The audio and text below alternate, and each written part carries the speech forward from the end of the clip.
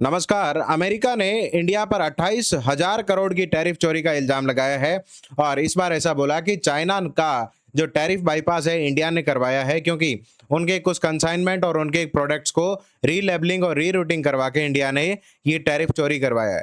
अपने आप में ये बहुत बड़ा एलिगेशन इंडिया पर निकल के आया है। देखें, इंडिया और यूनाइटेड स्टेट्स के बीच में टैरिफ ऑलरेडी बहुत हाई चल रहा है। ट्रंप इसको लेके कई बार इंडिया पर टैरिफ भी बढ़ा चुके हैं। तो अब ये नया जो एलिगेशन इंडिया पर निकल के आना अपने आप में काफ़ी बड़ी चीज़ है और इसी को लेके यूनाइटेड स्टेट्स ने एक नया डिसीजन लिया है।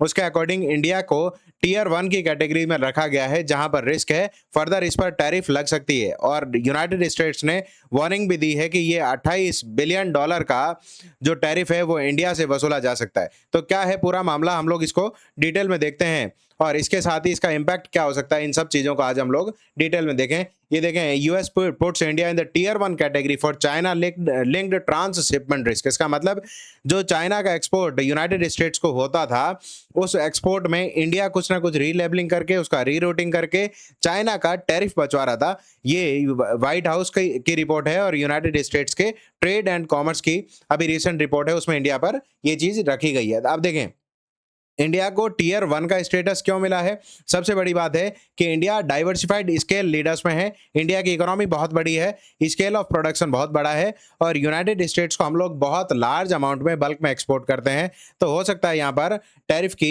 जो चोरी है वो देखने को मिली। इसका सिंपल मतलब है कि ये जो डाइवर्सिफाइड इकोनॉमीज है वहाँ पर ट्रांसशिपमेंट रिस्क है। इसका मतलब चाइना के किसी प्रोडक्ट को हम लोग लेंगे, उसको रीलेबल करेंगे और यूनाइटेड स्टेट्स में बेच देंगे। तो इससे हमारा एक्चुअल में ये जो रिकॉर्ड हो रहा है वो तो हमारे ही एक्सपोर्ट में हो रहा है, लेकिन इसे चाइना टैरिफ से बाईपास कर रहा है। अब इस ग्रुप में कौन कौन से अदर कंट्रीज हैं, जैसे Canada, European union complete, Israel, Japan, Mexico, south Korea, Taiwan. अब देखें, इजराइल के साथ यूनाइटेड स्टेट्स के बहुत अच्छे रिलेशन है, फिर भी ये उनकी कैटेगरी में है। इसका सिंपल मतलब ये है कि यूनाइटेड स्टेट्स सस्पिशियस कैटेगरीज में रखता है इन कई सारे कंट्रीज को। तो यहाँ बहुत ज्यादा कंसर्न वाली बात नहीं है। अब यहाँ क्वेश्चन ये रेज होता है, इंडिया को टियर 1 की कैटेगरी में रखा क्यों गया है और इसका सिंपल मतलब क्या है। सिंपल एक ही इसलिए रखा गया है क्योंकि देखें, इसके दो चार रीजंस रेस्पॉन्सिबल है। सबसे पहला, इंडिया वर्ल्ड की one of the largest economy है, लीडिंग इकोनॉमी है। किस कंटेक्स्ट में, पॉपुलेशन के कंटेक्स्ट में, और जो स्केल ऑफ प्रोडक्शन है वो इंडिया का बहुत बड़ा है। वो एक डिफरेंट एस्पेक्ट है कि इंडिया का कंजम्पशन बहुत ज्यादा है बिकॉज ऑफ पॉपुलेशन। तो लार्ज ट्रेडिंग इकोनॉमी है इंडिया की।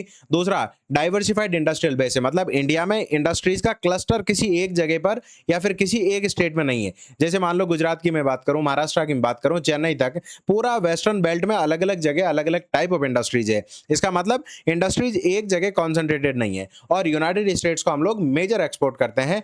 इसके रीजन से इंडिया को टियर 1 में जगह मिली है। इसका मतलब इंडिया में एक तरीके से यूनाइटेड स्टेट्स को रिस्क लग रहा है, यूनाइटेड स्टेट्स को इंडिया से ऐसा सस्पेंस है कि टैरिफ बाईपास करवा सकता है चाइना का।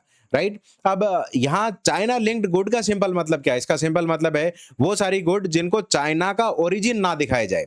मतलब देखें, अगर यूनाइटेड स्टेट्स को चाइना कोई गुड एक्सपोर्ट करता है तो चाइना को उस पर टैरिफ पे करना पड़ेगा। अब उसके बचने के लिए चाइना क्या कर सकता है, अपनी गुड्स का ओरिजिन कुछ और दिखवा दे किसी भी कंट्री से।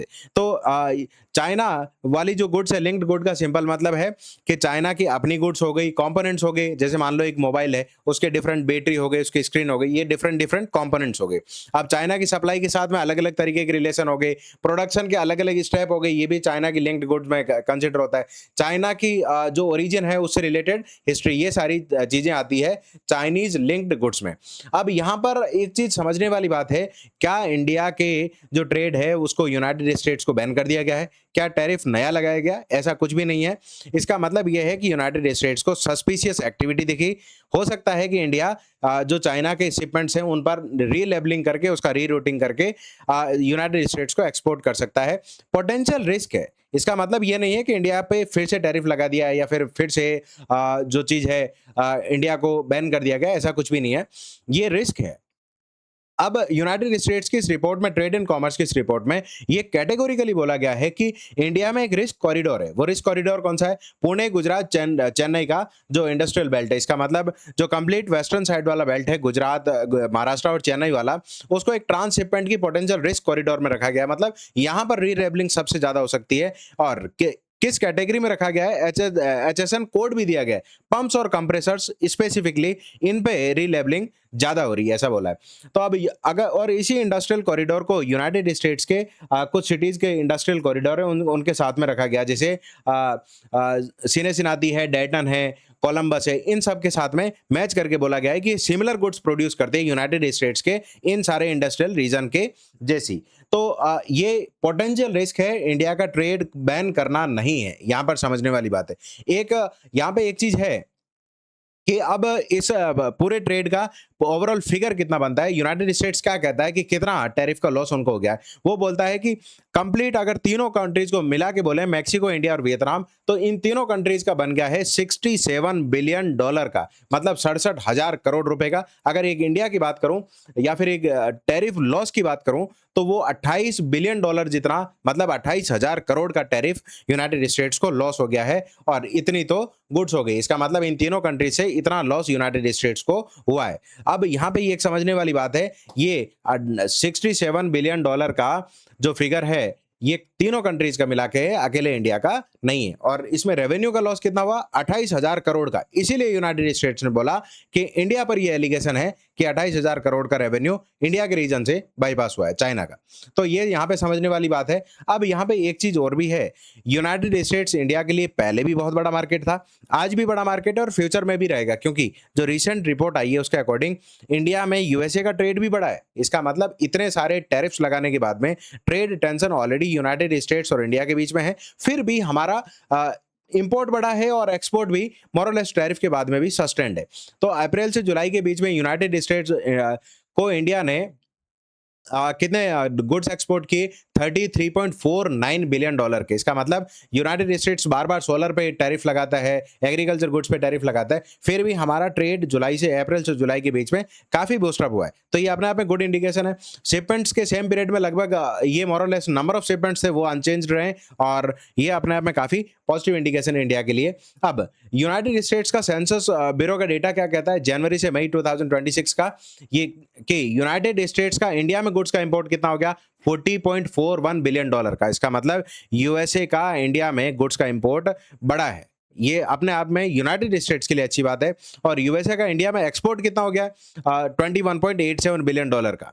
तो यहाँ पे समझने वाली बात है, इंडिया से गुड्स का इंपोर्ट, मतलब इंडिया से यूनाइटेड स्टेट्स कितना इक्विवेलेंट की चीजें मंगाता है, 40.41 बिलियन डॉलर की, और इंडिया कितना मंगाता है, 21.87 बिलियन डॉलर की। इसका मतलब ये है कि यूएसए का जो गुड है इंडिया में, वो भी काफी लार्ज अमाउंट में आता है, बल्क में आता है। देखें दोनों कंट्रीज ट्रेड के कंटेक्स्ट में देखें तो काफी अच्छी रिलेशन मेंटेन करते हैं। यूनाइटेड स्टेट्स और इंडिया के बीच में पहले भी एक प्रेफरेंशियल ट्रेड एग्रीमेंट हुआ करता था, जिसको बाद में ट्रंप ने, बाइडेन एडमिनिस्ट्रेशन ने वन किया था, ट्रंप ने सस्पेंड किया था, जिसका नाम है जनरलाइज सिस्टम ऑफ प्रेफरेंस। इसके अंडर इंडिया के 4800 प्रोडक्ट्स को यूनाइटेड स्टेट्स में ड्यूटी फ्री एंट्री दी जाती थी। इसका मतलब इंडिया से किसी भी तरीके का कोई टैरिफ, कोई ड्यूटी या टैक्स नहीं लिया जाता था डायरेक्ट। क्यों? क्योंकि यूनाइटेड स्टेट्स डेवलप्ड नेशन है और इंडिया डेवलपिंग नेशन है। इंडिया को सपोर्ट रहे और इंडिया की इकोनॉमी अच्छे पेस पे ग्रो हो, इसीलिए इस सपोर्ट को मेंटेन करने के लिए यूनाइटेड स्टेट्स इंडिया को सपोर्ट प्रोवाइड करता था और ड्यूटी फ्री एंट्री